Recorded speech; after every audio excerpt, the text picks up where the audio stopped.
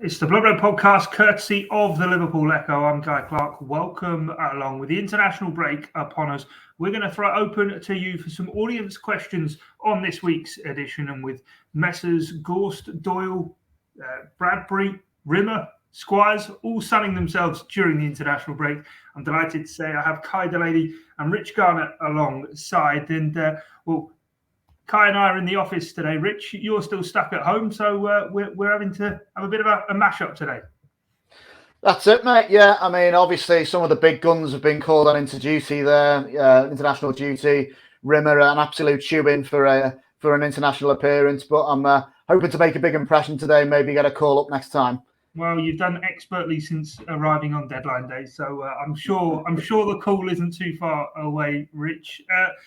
Let's get into things, and before we get into our listener questions, Rich, I want to throw over to you today on the news that the FA Cup semi-final confirmation, as if it were really needed. The FA really always unlikely to change their minds as to if they were going to move the FA Cup semi-final with Manchester City due to, of course, those train delays. But there have been some kind of concessions made by the FA to try and help supporters get down for the game. You could call it a concession if you want. It's probably more of an apology for a lack of foresight into the logistical nightmare that is going to be the FA Cup semi-final on the 16th of April. They've known for a long time that there was going to be planned rail works in place on that weekend, but it doesn't look like that's ever really been much of a consideration for the FA when it comes to planning these big games. Obviously, they're not to know which teams are going to be in the semi-finals when these announcements are made. But nevertheless, there's always a good chance it's going to feature a team from the northwest of England, given the standard of the teams that are up there and always competing or thereabouts for trophies. So it shouldn't come as any real shock when all of a sudden they've got a situation where they've got supporters from two clubs that can't actually get to the ground via a train and are forced onto Britain's motorways. So it's staggering to think that the draw for this game was actually done before Liverpool had even played Nottingham Forest last Sunday. And yet here we are, Friday lunchtime, only now getting confirmation of when the game will actually go ahead and what time and what the arrangements are around it. And that should show you, if nothing else, that obviously the impact that the travel arrangements could have on both clubs simply hadn't been thought about beforehand. So, I mean, buses is obviously going to help to a degree, but it's a sticky plaster on a broken leg sort of scenario. It'll get people up there and down there by some means. To quote a famous singer whose name eludes me, I don't care how you get there, just get here if you can. Was it Tracy Chapman? Might have been. That's all they're bothered about. As long as we can get them in and fill Wembley and make the money, then to hell with what other inconvenience you suffer along the way. So good that they're free, but that's pretty much where the good sentiment ends, I think. Yeah, 100 free buses being put on for Manchester City and Liverpool fans to make the journey down. As Rich was finishing off there, Kai, I suppose it's kind of one of those, though, isn't it, where you do really scratch your head at the FA and it is kind of profits first, supporters second. Yeah, you do scratch your head, but at the same time, you're not really, because cash is king, and it always has and always will be, certainly where the FA are involved. And, it goes right back to the fact of the FA Cup semi-finals being played at Wembley in the first place, which many people up and down the country, for fans of all clubs, disagree with. And I know if you're maybe a lesser club that's not going to get the chance to go to Wembley as often, it's a nice day out and you get the chance to go there. But really, I think traditionalists and everyone alike would like the final to just be at Wembley. It makes it that more special and more of a showpiece occasion. The semi-finals do take away from that, there's no doubt. And, with regards to this game in particular, certainly with the two clubs involved, Liverpool and Man City both being in the northwest, with all the disruption on the train lines and everything that weekend, logic would state surely Old Trafford. If not Old Trafford, maybe somewhere like Villa Park would be closer and easier for fans, certainly. But, the fact that you've had both sets of fans, that the fan groups coming together on this and putting in writing to the FA, putting in a request, and then Liverpool themselves making the request as well. It's all just been ignored, and I think it just comes back to, we want to make more money, as much money as we can, and it's up to you to get around that and sort yourselves out. 100 buses, I think I saw somewhere, that equates to about 5,000 fans. In the grand scheme of things, it's a drop in the ocean, and there's going to be thousands of fans for both sets of supporters left out of pocket and with facing real challenges to get down to the game. To be fair, 5,000 fans is probably all that the ticket allocation is going to be, given the corporate tickets sold. I'm of course in jest saying that, but Rich, for me, there was never any alternative of the game being played anywhere other than Wembley. I mean, Kai mentioned there, Old Trafford. I think Manchester United have a game that weekend at home with Norwich City. Villa Park, a great FA Cup semi-final venue down the years, but how long has it been even now since semi-finals weren't staged at Wembley? We must be past a decade or so since that has been the case. And I mean, for me, with the packages, obviously the FA will be selling to corporate ticket holders of season package deals that they have. FA Cup semi-finals are included in the hospitality deals they sell. For them, as I said to Kai, it very much is profits first. Well, absolutely. And to be honest with you, that's probably the key reason why this fixture hasn't been moved to an alternative location. The FA will have done forecasting based on the semi-final being held at Wembley. It'll have a projection to how much money it'll make off that. You've got those seats right on the halfway line there that have been, I think they're sold up to 10 years in advance, and as far as I'm aware, they just belong to whoever owns them. They're not shipped out for different games. If someone doesn't turn up for it, the seat stays empty, and the people who've bought those sort of tickets might not be Liverpool or Manchester City supporters, probably aren't.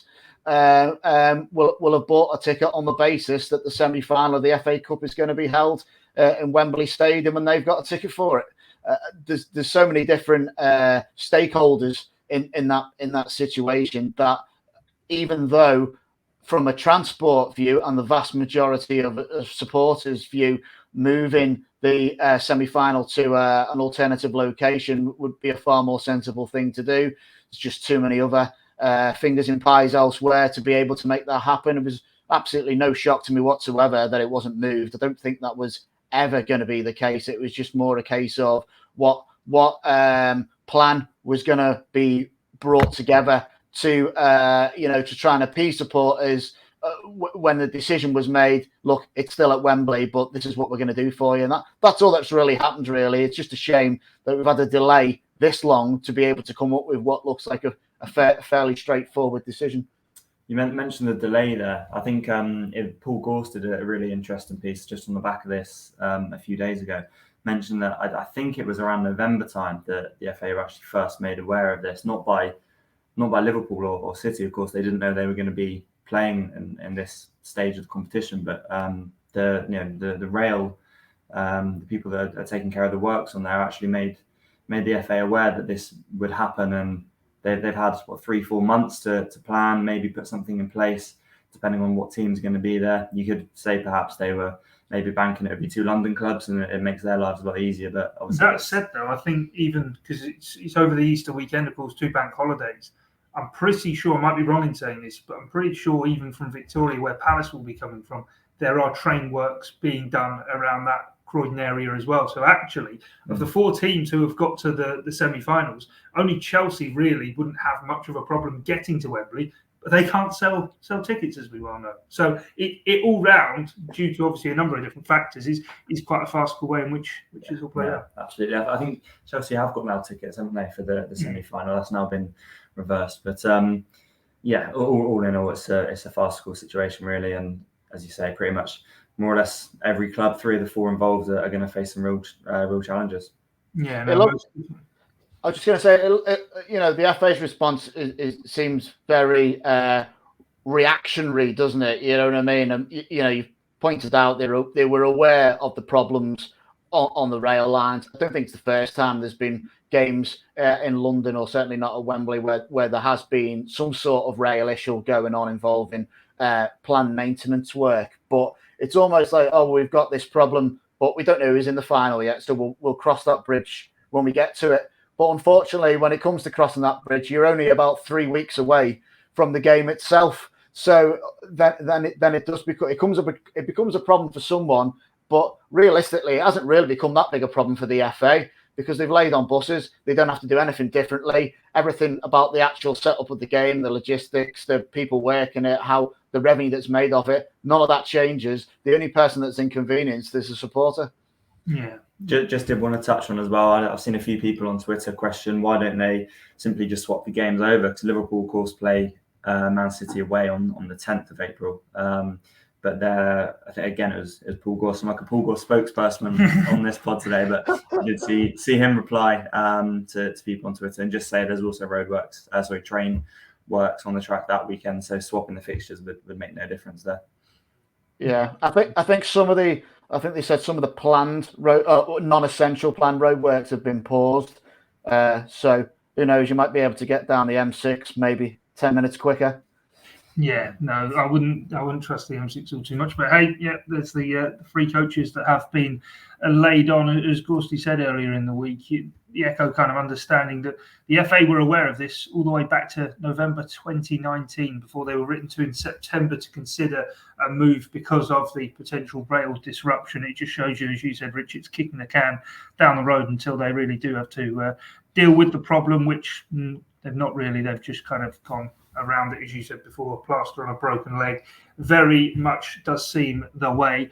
Right, let's get into some listener questions then during this international break here on the Blood Red podcast. And the first one I'm going to go into, Rich, that's been put forward is, can Liverpool bring back number 7 this season to Anfield in the Champions League? I know there's been an awful lot of talk around the quadruple, but certainly through this week, a lot of people seemingly sort of looking at that Champions League trophy as the one that Liverpool really can look to hone in on and win.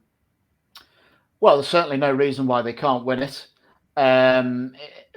Obviously, the concern is that how much focus can be put on one competition when you're vying for trophies on 3 fronts. It's a bit of a mad ordeal to deal with, really, and I'm going to sound really cliche there, but they can only take one game at a time, can't they? And it seems impossible to look beyond that because the minute you start doing that, you can lose your way, and before you know it, you can be out of 2 competitions or out the running for 2 competitions very quickly. But they got a favourable draw on paper. You know, it could have been a lot worse. They've avoided the 2 English clubs in their own side of the draw, which I think was good news for Liverpool as well. You don't want to be, ideally, you don't want to be playing Chelsea or Manchester City until the final if you can avoid it. Benfica won't be a pushover by any stretch of the imagination. But if you were going to pick a tie out of the teams that were left in that was more favourable to Liverpool, given the other games that they've got to play, then Benfica or Villarreal probably would have been the options that you were looking for. I always say, if you get drawn against a big team in the Champions League, well, so what? Because playing in the European Cup is all about playing the best teams. That's what you're in it for. You know what I mean? You're not really in it to play average European sides. You're in it to play your Real Madrids, your Bayern Munichs, and whatnot. But when you get to this stage of a competition and you're still involved in a really tight title race against an exceptional side, and you've also got a chance of winning the FA Cup, which may have had less focus on it if it wasn't for the fact that Liverpool can actually perform a clean sweep here, then I think getting a club like Benfica was basically the good little bit of fortune that Liverpool needed, really. So I would, at this stage, having said don't look too far ahead, at this stage I would say, I would fancy Liverpool to get to the final. And of course, when you get that far, anything can happen. So I'm not saying they'll definitely win it, but absolutely, they've got a really good chance. You're going to say, but absolutely, they definitely are going to. We'll move on. Match has asked, with so many questions in the air about the future of Liverpool, I think it's fair to ask which part of the phase or the plan the team currently on? Kai, I'll throw that one over to you. And this is, I find quite a fascinating question in terms of, obviously, we're 2 years away from Jurgen Klopp's contract end date. And to me, it feels as though the building of the next team is very much, the foundations are getting set.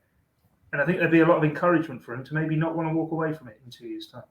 Yeah, absolutely. I mean, that would be the hope for Liverpool fans all around the world, no doubt. I think the first phase of Klopp really spanned from the day he came in. Probably you could argue up until the end of the 1920 season when Liverpool eventually won the Premier League. It was probably all building up towards that point. You think of a lot of the big name signings he made, like Alisson, Van Dijk, Fabinho, that real spine. Of course, he added then Salah and Mane a bit earlier on before those guys. But he really built that first. It was almost an 11. There wasn't a lot of depth beyond that. We saw, when they won the Champions League in 2019, it was a very similar 11 to the one that won the Premier League the next year. And even if you go back to the 2017 Champions League final, 2018 in Kiev, and most of that team was basically the same one that won the Premier League a couple of years later. Maybe added in Alisson, one or two players after that, but it was largely the same team that he was working with there for a 2 or 3 year spell. I think now over the last 12, 18 months, as you say, Guy, he's been building the next phase, Klopp 2.0, if you like. And that was always the question with him, that there was never any questions regarding his ability or what he'd done at Liverpool. It was pretty much perfect from the day he came in, took them up to the top 4, which was the immediate goal. And then from there, I don't think anyone would have expected Klopp to take Liverpool to the heights that they reached so quickly. The question was then, he's got arguably the best 11 in the world at that point. They're all the same sort of age. We've seen the questions of Salah, Mane, and Firmino with their similar sort of age, similar contract. How does he then rebuild the next team? Can he do that? Is he going to have the interest to do that? Initially, his contract was due to expire a couple of years ago, wasn't it? Until that renewal. So there was maybe a thought that Champions League was his legacy. That Premier League, he'd win that with that team, and then he'd leave. But you now look at Thiago's come in, is very much a player for the now and to improve this 11 immediately, which I think is fair to say he's done that. He's in the strongest 11 when available. And then I think the real nods to the future, if you like, the likes of Diogo Jota, Luis Diaz, and obviously Ibrahim Konate will all come in for similar sort of fees, not Van Dijk levels, the kind of 30, 40 millions.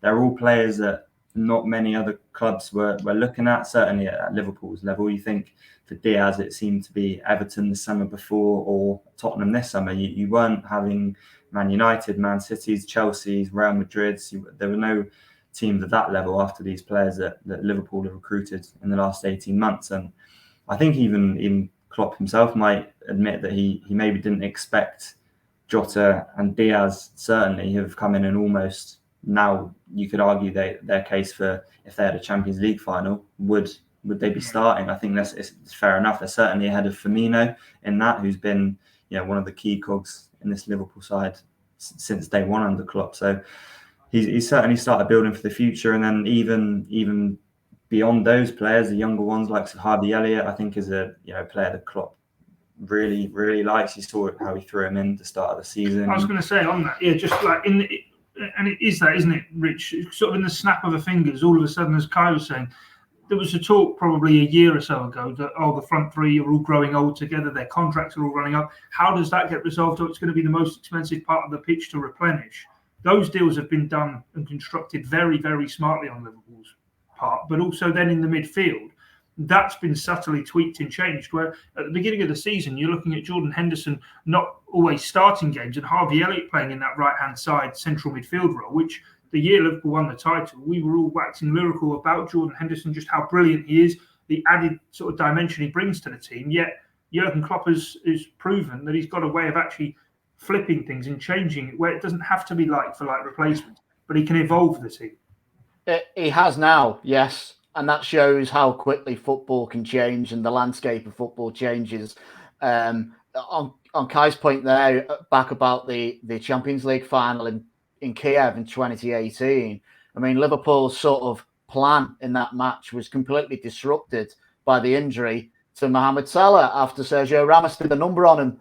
And all of a sudden it was like, oh, we can't win this now. But if that was to happen in a final this year, you wouldn't want to see Mo Salah go off the pitch. But it certainly wouldn't be the end of the world, because you know what would inevitably be in reserve, whether it was Diaz, whether it was Jota, whether it was Firmino, whatever. That rich bank of resources is there now, and it's more noticeable in the front three, but it's starting to become more evident in other parts of the pitch. And I don't think there's been a true great manager in the history of the game who hasn't earned that title genuinely without evolving a side, and that's exactly what Klopp is doing here, and it's encouraging to see, because any talk of Klopp leaving 2024 and stuff like that is he's in part 2 of a project now, or maybe even part 3 of a project, and for sure he'll want to see that through to its fruition.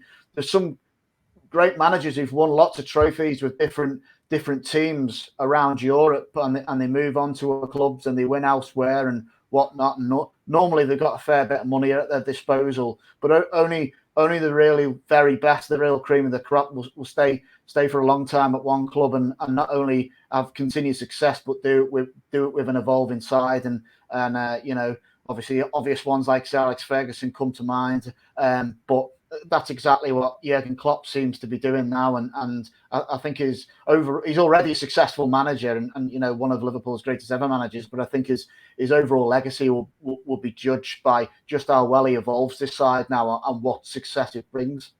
Yeah, definitely. Interesting. You mentioned Sir Alex Ferguson. Even him, by the end, though, he juiced everything out of that final squad he had and left it in ruin that obviously hasn't even been rebuilt. I would say if there's one manager maybe out there who would be happy to move on and allow something there with green shoots to be built and taken on, perhaps it would be Jurgen Klopp, a bit like he did for Thomas Tuchel at Borussia Dortmund. But hey, I think that the squad he's building by 2024, there would be no reason really to step away unless he really is set in his decision that actually, no, it is time to move on. Next question. We've had a number, as you would imagine, on a certain Mohamed Salah. I'm going to read out, though, Amarul Hafiz's comment, who says that he's a big Liverpool fan from Malaysia. My question is regarding the future of Mohamed Salah with the team.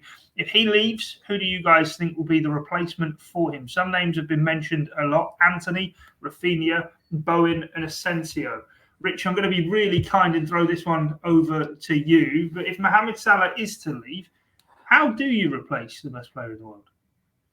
Well, I risked my reputation on the last podcast I was on by suggesting that perhaps, maybe, they already have replaced him in the form of Luis Diaz.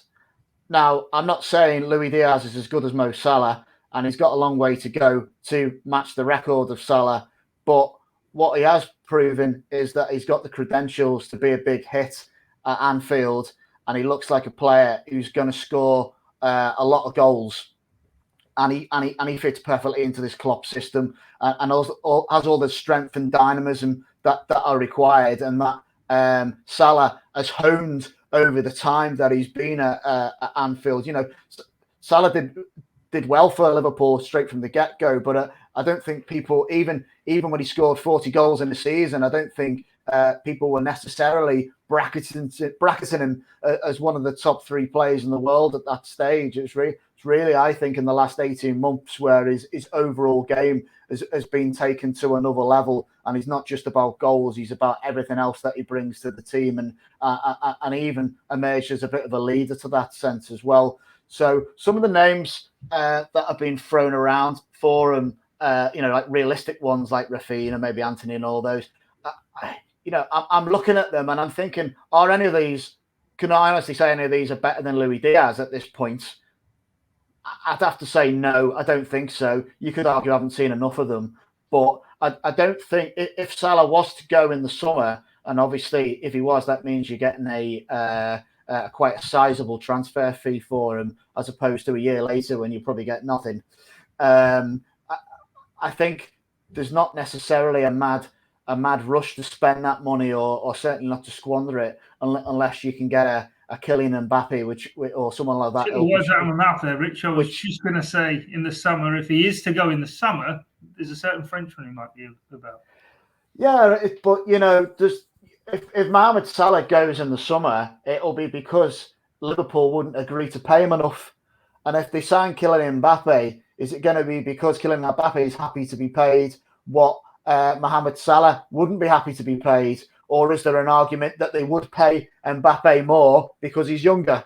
Which probably, from an FSG point of view, would probably make sense, actually. But at the same time, I don't see them ripping up their wage structure just to sign one megastar. But it seems unlikely that, but I don't think it's completely off the table. Of course, a lot of it will be driven whether Salah actually chooses to stay or not. But at the same time, I don't think that Liverpool should be held to ransom by one player who is touching 30. He's still one of the best players in the world, but it seems a bit dangerous to tie yourself into a mega money contract for so many years. When you don't know exactly how long he's going to be able to retain at that peak. I mean, all the signs are good. He keeps himself in incredible shape. He's never looked more focused. But, there will be a point where the club will say, look, this is the most we can offer you. I don't think they're at that point, by the way. I think there's still a little bit of negotiating going on here, a bit of bartering. But there will be a limit. And I don't think Liverpool should recklessly put themselves over that just for the case of keeping Mohamed Salah at Anfield. Yeah, you have seen that at Arsenal, guys, especially in your case. I was waiting. Mesut Ozil, of course, first, and then Aubameyang. There was all that for around. Is he going to get the contract? Just give him what he wants. I'd say Aubameyang goes the closest comparison, like what you were saying there, Rich, in terms of Aubameyang effectively won an FA Cup single-handedly. And then it was paying what he wants. Mohamed Salah is the best player in the world, paying what he wants. Yeah. And then immediately the drop-off kicked in. With Ozil, I think it's probably a bit different. Yeah. Personal podcast, no need to analyse that. But I think there maybe are comparisons with Aubameyang in that case. Kai, just on it, though, and it goes back to the question we were talking about last time in terms of the phase and the stage of this Liverpool squad.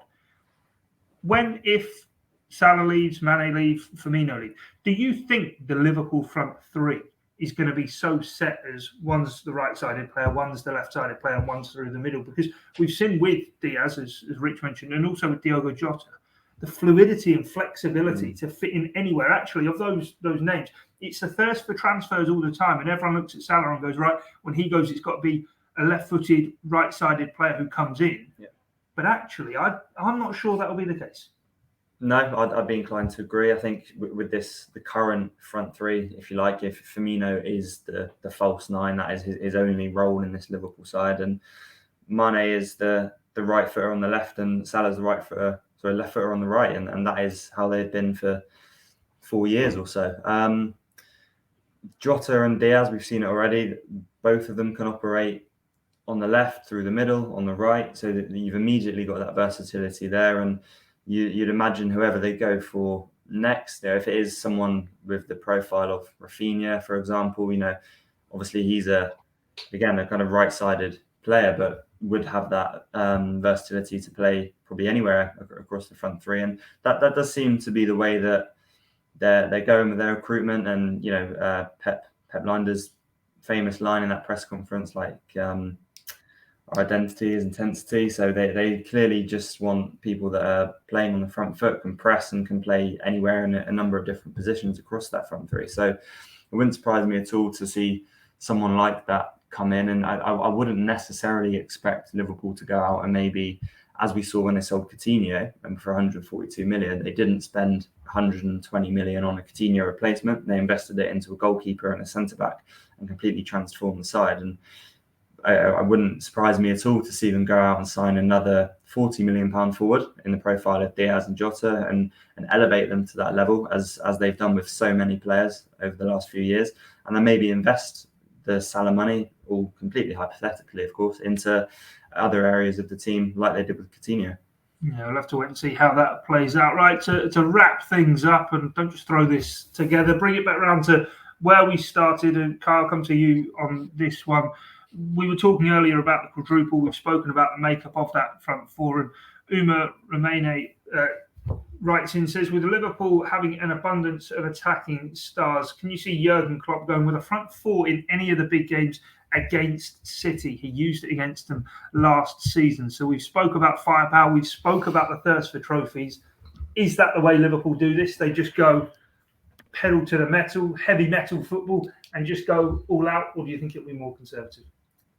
It's certainly an option, and that's not me sitting on the fence, but it is. No, yeah, we did see him try that last season, and I think, if I remember right, the first half an hour of the game, Liverpool completely blitzed them and had so many chances, didn't actually manage to score in that period. They started like a house on fire, and after maybe 20, 30 minutes, it kind of settled down, and the City, as they inevitably do, took a hold on the game with the way they play in their possession, and Liverpool then had to tweak it. But you could argue that the plan almost worked in terms of the start and the intensity, and if they'd have just been able to convert one of those chances, then that would have been, worked down to an absolute T. And will he do it in one of these games?